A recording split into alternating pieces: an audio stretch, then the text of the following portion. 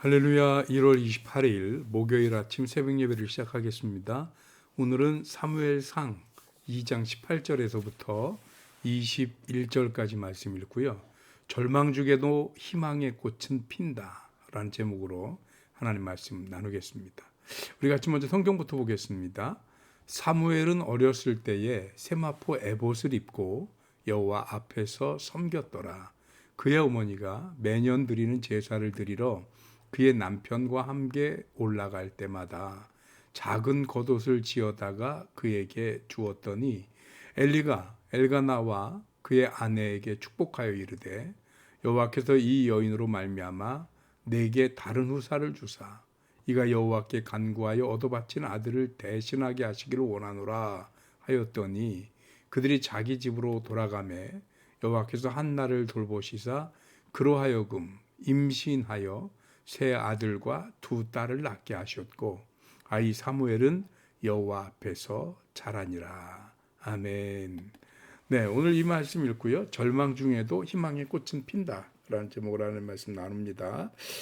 오늘 드디어 이 사무엘서의 주인공인 사무엘이 자라나는 장면이 소개됩니다. 그런데 이 소개되는 게 좀 애매하다기보다 좀 독특합니다.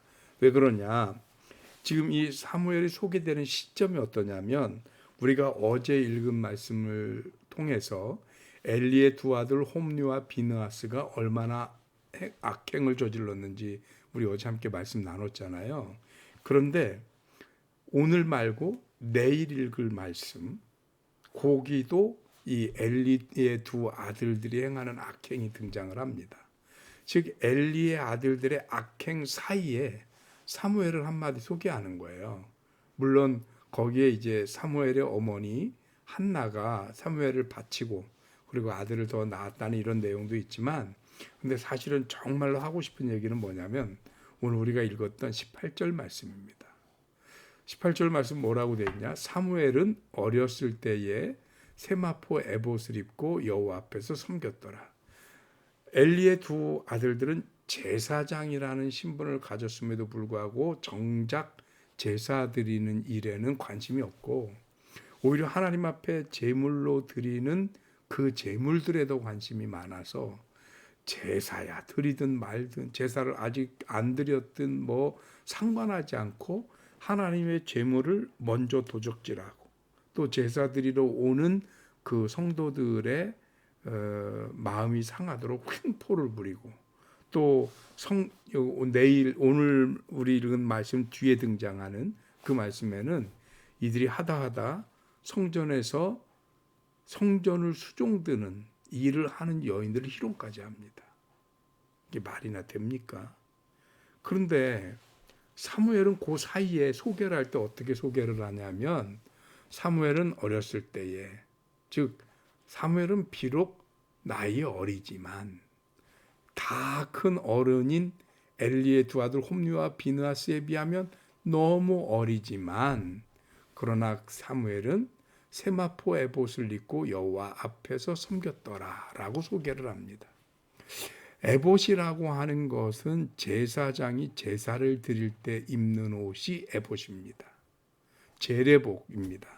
사람은 옷이 그 신분과 상태를 나타내요.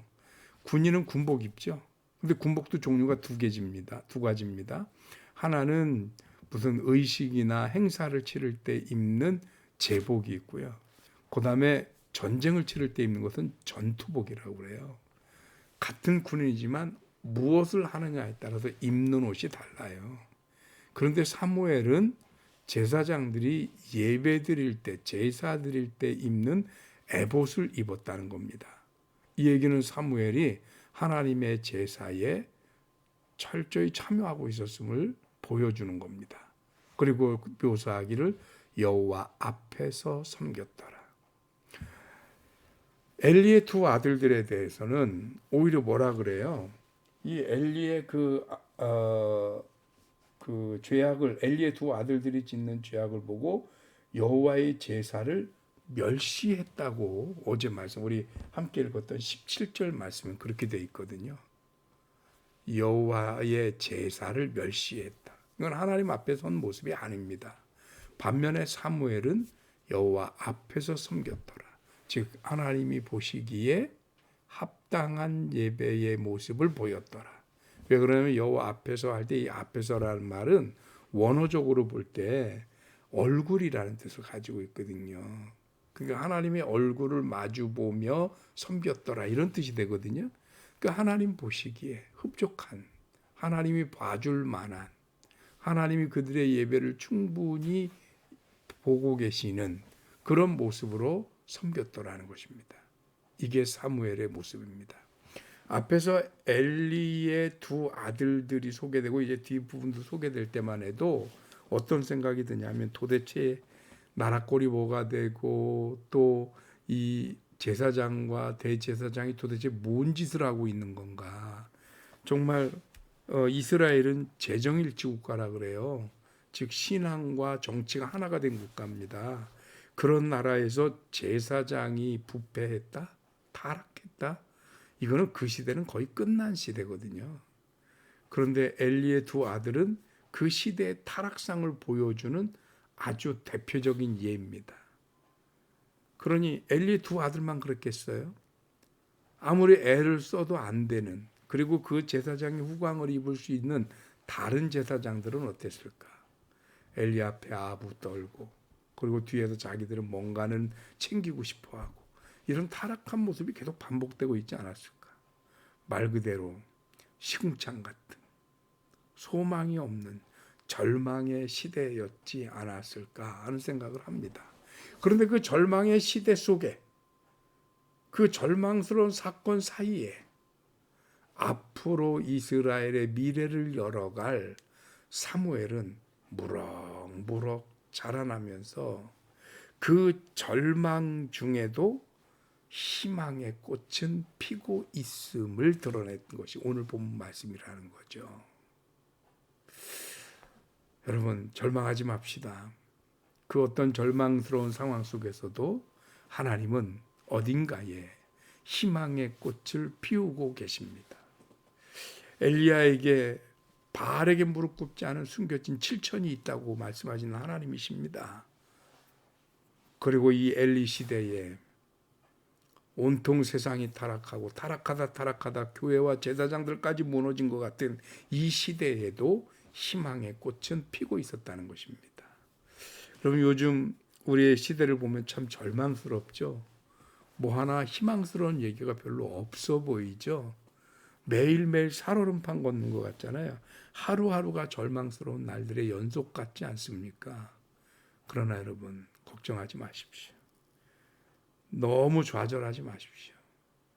왜냐하면 그렇게 절망스러운 상황 속에서도 하나님은 어딘가에 이 시대를 책임질 수 있는 희망의 꽃을 준비하고 피우고 계실 것이기 때문입니다. 물론 어쩌면 저와 여러분이 그 희망의 꽃일 수도 있습니다. 어떻게 하면 사무엘처럼 하나님 앞에서 에봇을 입고 하나님 앞에 예배하는 일과 하나님을 섬기는 일을 사무엘처럼 하나님이 만족하시도록 진지하게 할 수 있다면 어쩌면 우리가 희망의 꽃이 될 수 있고요. 설령 내가 아니더라도 우리 중에 누군가가 또는 우리 다음 세대 중에 누군가가 아니면 우리 믿는 성도들 가운데 누군가가 이 시대를 열어가고 새롭게 부흥시킬 희망의 꽃으로 하나님과 더불어 예비되고 있을 줄로 믿습니다. 그 소망을 가지고 오늘 하루도 비록 절망스러운 사건들이 펑펑 터지겠지만 그러나 거기서 포기하지 말고 하나님 바라보며 주님 피우시는 그 희망의 꽃을 기다리는 저와 여러분들이 되시기를 주님의 이름으로 축원합니다. 기도하겠습니다. 하나님 고맙습니다. 오늘 절망 중에도 피어나는 희망의 꽃 같은 사무엘의 성장기를 봅니다. 앞으로도 뒤로도 옆으로도 온통 절망과 타락과 부패뿐이지만 그러나 그들을 바라보는 것이 아니라 하나님을 바라보고 직분에 충성을 다하는 어린 사무엘이 다음 시대를 책임질 희망의 꽃으로 성장하고 있었습니다. 우리가 그 희망의 꽃을 기대할 수 있는 우리가 되게 하여 주시고, 주님, 할 수 있거든. 우리가 그 희망의 꽃의 사명을 감당하는 교회와 성도들이 되게 하여 주옵소서. 하나님의 선하신 은혜가 사랑하는 든든히 서가는 교회와 성도들을 축복하시고, 저들 가운데 이런저런 큰 시술, 수술, 또 치유를 기다리고 있는 이들에게 하나님의 치유의 손길을 허락하여 주옵시며, 또 하나님, 좀처럼 코로나의 이 함정에서 헤어나지 못하는 이 인류와 이 나라 이 민족을 기억하여 주셔서 하루속히 절망에서 벗어나 주님 예비하신 희망의 꽃을 바라볼 수 있도록 주님 함께하여 주옵소서. 사랑하는 든든히 서가는 교회 성도들을 위로하시길 간절히 바라옵고 예수 그리스도 이름으로 기도하옵나이다. 아멘. 아멘. 새벽 예배 마쳤습니다. 감사합니다. 내일 아침에 다시 뵙겠습니다. 승리하십시오.